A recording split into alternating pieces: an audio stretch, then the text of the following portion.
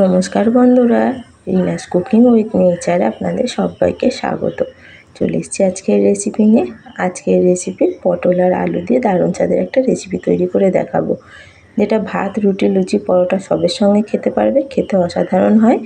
একঘেয়েমি পটল রান্না তো আমরা সকলে করে থাকি। একঘেয়েমি পটলের স্বাদ ছেড়ে এইভাবে ডিম আর পটল দিয়ে রেসিপিটা তৈরি করে দেখো। তার জন্য দেখো কয়েকটা পটল নিয়েছি আর নিয়েছি দুটো ডিম। পটলের খোসা ছাড়িয়ে পটলগুলো এইভাবে দু টুকরো করে কেটে নিতে হবে।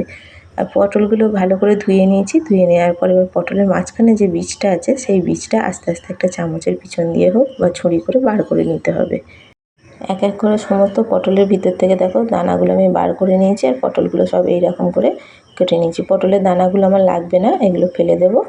এবার একটা মশলা তৈরি করে নেবো। মশলার জন্য একটা বাটি নিয়েছি। বাটির মধ্যে নিচ্ছি 1 চামচ আদা রসুন বাটা, 1 চামচ নিলাম ধনের গুঁড়ো, তারপর দিচ্ছি জিরের গুঁড়ো 1 চামচ করেই দিচ্ছি।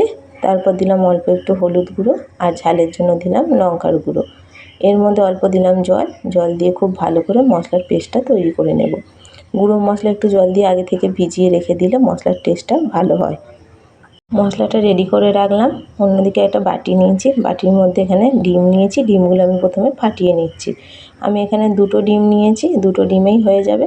তোমরা কম বেশি যেমন পটল নেবে সেই মতো ডিমের পরিমাণটাও বাড়িয়ে দিও। ডিমের মধ্যে অল্প দিচ্ছি নুন, অল্প দিলাম একটুখানি গোলমরিচের গুঁড়ো আর দিচ্ছি একটুখানি পেঁয়াজ কুচি। তোমরা এর মধ্যে কাঁচা লঙ্কা কুচিও দিতে পারো। আর অল্প দিলাম একটুখানি হলুদ। ডিমটা খুব ভালো করে সব একসঙ্গে মিশিয়ে ফেটিয়ে নেব। ডিম ফেটিয়ে নিয়েছি। অপর দিকে যে পটলগুলো রেখেছিলাম পটলগুলো অল্প একটুখানি নুন নিয়ে ভালো করে মাখিয়ে নিচ্ছি। তোমরা হলুদও দিতে পারো, আমি হলুদ দিলাম না, শুধু নুন দিয়ে ভালো করে ভিতর বাইরে মাখিয়ে নিলাম।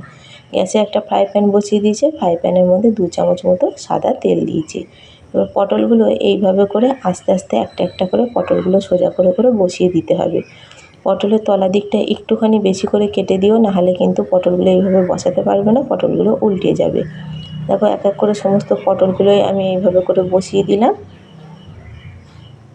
ডিমের যে ব্যাটার তৈরি করে রেখেছিলাম সেখান থেকে 1 চামচ করে নিয়ে পটলের মধ্যে এইভাবে করে দিয়ে দিতে হবে। একবারে ভর্তি ভর্তি করে দেওয়া যাবে না, অল্প একটুখানি ফাঁকা রেখে এইভাবে করে দিতে হবে। দেখো এক এক করে সমস্ত পটলগুলোতে আমি এইভাবে করে দিয়ে দিচ্ছি। এটা এবার ঢাকা দিয়ে দেবো। ঢাকা দিয়ে 2 মিনিট মতো রেখে দেবো, তাতে করে ডিম খুব ভালোভাবে ভাপানো হয়ে যাবে। দেখো ডিমগুলো ভাপানো হয়ে গিয়ে কতটা ফুলে উঠেছে।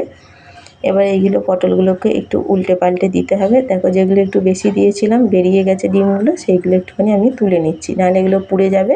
ভাজা হয়ে গেছে এই ডিমের অংশগুলো, এটা একটা বাটির মধ্যে আমি তুলে নিচ্ছি। মিনিট খানেক সময় নিয়ে পটলগুলোকে এবার উল্টে পাল্টে ভালো করে একটু ভেজে নেব। ডিমগুলো তো ভিতরে ভাপানো হয়ে গেছে। এবার ঢাকা দিয়ে দিচ্ছি, তাতে পটলগুলো তাড়াতাড়ি একটু নরম হয়ে যাবে। ঢাকাটা আবার খুলে নিয়েছি। খুলে নিয়ে উল্টে পাল্টে পটলগুলো ভালো করে 2 পিঠ সমান করে ভেজে নিচ্ছি। দেখো পটল ভাজা হয়ে গেছে, বেশ একটু গাগুলো লাল লাল হয়ে গেছে। এবার পটলগুলোকে আমি তুলে নিচ্ছি। আমার রেসিপিগুলো তোমাদের কেমন লাগে কমেন্ট করে অবশ্যই জানাবে। রেসিপিগুলো ভালো লাগলে একটা লাইক কমেন্ট শেয়ার করো। তোমাদের একটা লাইক কমেন্ট শেয়ার আমাকে অনেক দূর পর্যন্ত এগিয়ে নিয়ে যেতে সাহায্য করে। আবার একটা কড়া বসিয়ে দিয়েছি। কড়ার মধ্যে বেশ কিছুটা দিলাম সর্ষের তেল। আমি রেসিপিটা করবো আলু দিয়ে, তোমরা আলু ছাড়াও তৈরি করে নিতে পারবে। দেখো তার জন্য একটা আলু নিয়েছি, মাঝারি সাইজের। আলুগুলো একটু চৌকো চৌকো করে কেটে নিয়েছি। আলুগুলো তেলের মধ্যে দিয়ে দিলাম। অল্প দিচ্ছি একটুখানি হলুদ দিয়ে আলুগুলো বেশ ভালো করে লাল লাল করে ভেজে নিতে হবে। মিনিট খানেক সময় নিয়ে আলুগুলো ভেজে নিয়েছি। দেখো আলুগুলো বেশ লাল লাল হয়ে গেছে। এবার আলুগুলো আমি একটা বাটির মধ্যে তুলে নিচ্ছি। আলুগুলো তুলে নেওয়ার পর ওই কড়ার মধ্যেই তেল আছে, সেই তেলের মধ্যে ফোড়ন দিয়ে নেব। ফোড়নে দিলাম অল্প একটু গোটা জিরে আর দিলাম একটা শুকনো লঙ্কা।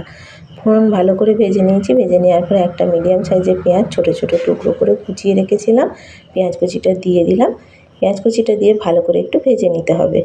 দেখো পেঁয়াজ হালকা লাল হয়ে গেছে। যে মশলার পেস্ট তৈরি করে রেখেছিলাম মশলার পেস্টটা দিয়ে দিচ্ছি।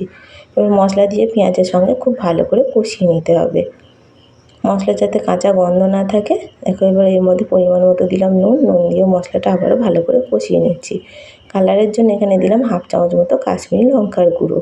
কাশ্মীরি লঙ্কার গুঁড়োটা দিয়েও খুব ভালো করে কষিয়ে নিতে হবে। তো মশলা কষানো হয়ে গেছে। 2 চামচ দিলাম টক দই। তোমাদের কাছে টক দই থাকলে দিও, নাহলে টমেটো পেস্ট করেও দিতে পারো। টক দইটা দিয়েও খুব ভালো করে কষিয়ে নিচ্ছি মশলাটা। দেখো মশলা থেকে তেল ছেড়ে গেছে। এবার মশলার মধ্যে দিচ্ছি ভেজে রাখা আলু। ভেজে রাখা আলু দিয়েও মশলাটা ভালো করে একটু কষিয়ে নিতে হবে। মশলা খুব ভালো করে আলুর সঙ্গে কষিয়ে নিয়েছি। এর মধ্যে হাফ চামচ দিলাম গরম মশলার গুঁড়ো।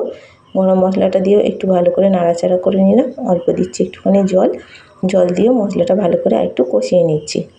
এখন মশলা কষানো হয়ে গেছে। এর মধ্যে পরিমাণ মতো এবার জল দিয়ে দিচ্ছি। স্বাদ মতো দেবো অল্প একটু নুন। নুনটা ভালো করে মিশিয়ে নিয়ে ঢাকা দিয়ে আলুগুলো সেদ্ধ করে নেব। মিনিট 2 সময় নিয়ে আলুগুলো একটু সেদ্ধ করে নেব। 2 মিনিট হয়ে গেছে, ঢাকাটা খুলে নিচ্ছি। দেখো আলু খুব ভালোভাবে সেদ্ধ হয়ে গেছে। ভেজে রাখা পটলগুলো এবার দিয়ে দিচ্ছি। পটলটা দিয়েও মিনিট খানেক সময় নিয়ে গ্রেভির সঙ্গে ভালো করে ফুটিয়ে নিতে হবে। পটল তো ভাজা হয়ে গেছে, অর্ধেক সিদ্ধ হয়েই গেছে। গ্রেভির সঙ্গে একটু ফুটিয়ে নিলে পটলের ভিতরে মশলাটা বেশ ভালোভাবে ঢুকবে। 2 মিনিট হয়ে গেছে, ঢাকাটা আবারও খুলে নিলাম। খুব ভালো করে একসঙ্গে সব মিশিয়ে নিচ্ছি। দেখো ডিম পটলের রেসিপিটা পরিবেশনের জন্য একদম রেডি হয়ে গেছে। আমি যেভাবে বানালাম এইভাবে একবার বানিয়ে খেয়ে দেখো, আশা করছি তোমাদের ভালো লাগবে। এটা ভাত, রুটি, লুচি, পরোটা সবের সঙ্গেও খেতে পারবে। খেতে খুবই ভালো হয়, অসাধারণ লাগে খেতে। ডিম পটলের রেসিপি তো পরিবেশনের জন্য একদম রেডি হয়ে গেছে। গরম গরম পরিবেশন করো। রেসিপিটা কেমন লাগলো কমেন্ট করে অবশ্যই জানাবে। রেসিপিটা ভালো লাগলে একটা লাইক, কমেন্ট, শেয়ার করো। আর চ্যানেলে নতুন বন্ধু হয়ে থাকলে চ্যানেলটা সাবস্ক্রাইব করার অনুরোধ রইল। পাশে থাকা বেল আইকনটা অবশ্যই প্রেস করে দেবে। আমার চ্যানেলে নতুন কোনো ভিডিও আপলোড করলে ভিডিও নোটিফিকেশান সবার আগে তোমাদের কাছে পৌঁছে যাবে। ফিরে আসবো আবার অন্য কোনো রেসিপি নিয়ে।